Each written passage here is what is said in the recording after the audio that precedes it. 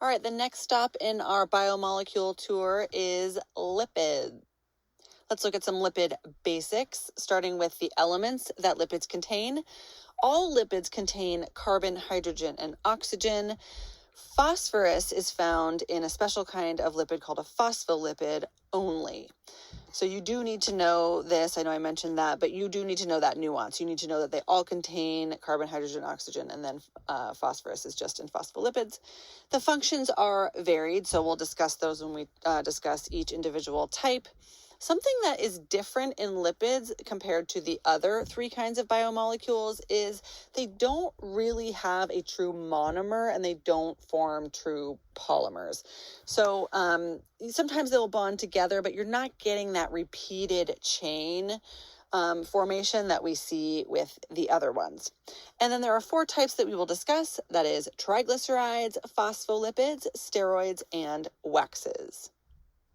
Starting with triglycerides or fats, this is probably what you think of when you think of lipids. This is the one that we tend to teach in general biology. Let's look at the structure and see if this rings a bell. We have 3 fatty acid chains. You can see those at the bottom here that are linked to a glycerol. It's all like almost like a glycerol backbone. I want you, before we move on, to look at the molecule and decide if you think this molecule, as shown right here, is hydrophobic or hydrophilic. So decide for yourself, pause if needed. If you said that it was hydrophobic, you are correct. And the way that I know that, other than just memorizing the fact, is by looking at the structure. Notice that those fatty acid tails are just hydrocarbon. We don't see a lot of the things that will give us a polar structure. I don't see a charge. So that means that this guy is going to be hydrophobic, which kind of tracks, right? When we think hydrophobic, we think oily, fatty, usually, right? There are 2 versions of a triglyceride. There is saturated and unsaturated. We're going to talk about those momentarily. And then the function here is energy storage. So like when we have like the fat on our body that's helping to keep us alive, insulation for animals that might need it in the cold. That's what we think of when we think of fats, right? That's what the job is of a triglyceride. Let's compare and contrast saturated and unsaturated fats. For this, we're really looking at those fatty acid tails. Saturated, what that actually means is that every single carbon in the chain of those tails is fully saturated or fully surrounded by hydrogens. So every single spot where that carbon could bond a hydrogen is bonded with a hydrogen. And the only way to do that is to be bonded with only single bonds. So if we're just looking at that tail part that's shown in the diagram, you'll notice that there are only single bonds connecting the carbons to one another, and that means that there are hydrogens all around. This creates long, straight chains. Those straight chains allow for the fatty acids to like nestle closer together, like the bend. There's no bend or anything to like push anybody out farther apart from one another. So these guys are going to like nestle close together, and that makes these guys more solid. So solid at room temperature is sort of typical for a saturated fatty acid. You may be familiar with this in a dietary context, like animal fats. You're probably familiar with those as saturated fats, like butter, for example. Contrast that with unsaturated fatty acids. The unsaturated just means that one or more of the carbons is not fully surrounded by hydrogen. So look at the diagram where you see the detailed structure here, and you see that instead of having, hydrogens in every place, for the middle here, those 2 carbons are bonded by a double bond. So each one of those is still being satisfied by 4 bonds around it, but just 2 of those are taken by this double bond in the center. And that means they don't need a hydrogen to be like hanging off. The result of that double bond is a bend or kink in the chain. And when you have these guys like coming together, it means they can't nestle as closely together, which kind of makes sense, right? Like we literally have like a bend that's like pushing out in space and taking up more room.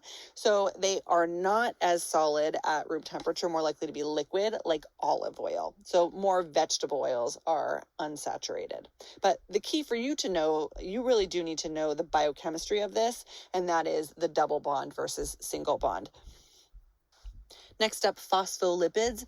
This is really important for understanding how the cell membrane works, because the cell membrane is made of phospholipids. So let's look at the structure here.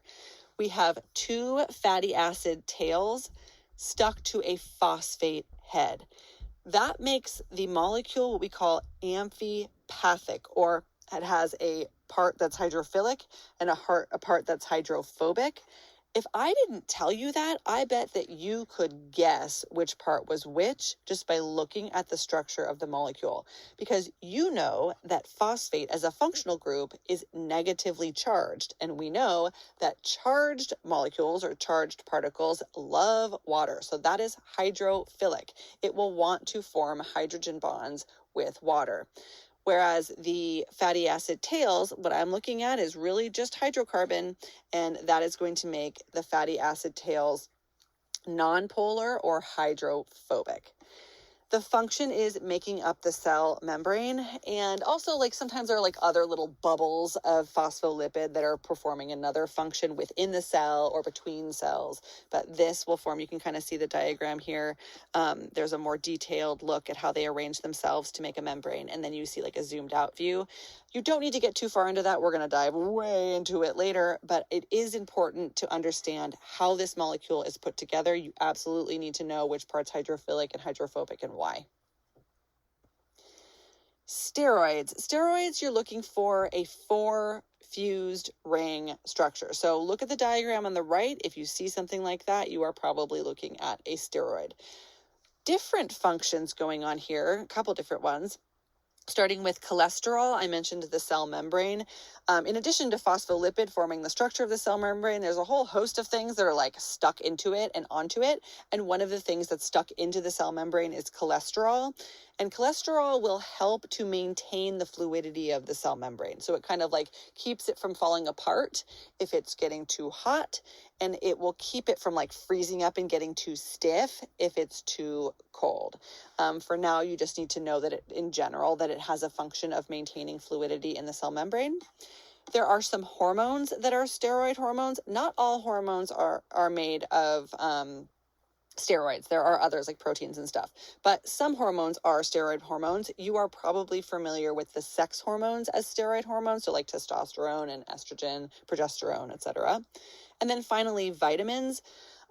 Like some vitamins like A, B, and D. Vitamins in general are sort of like facilitators of biochemical reactions within the cell. And then finally, the waxes. This is the one you need to know the least about. You don't need to know the structure, so hooray! You don't need to really worry about that. We don't really revisit waxes at all, like unlike the other ones where we're going to see those guys again. It's just you need to know in general, it generally provides a protective covering in animals and plants. So we have things like beeswax, the earwax in our ear that will keep like too much debris from flying into our ears, and even some plants. So on the outside of a leaf, that waxy cuticle will keep it from getting like too saturated and waterlogged from water. All right, that was the whole quick tour of lipids. Once again, fantastic job. I'll see you later. Bye.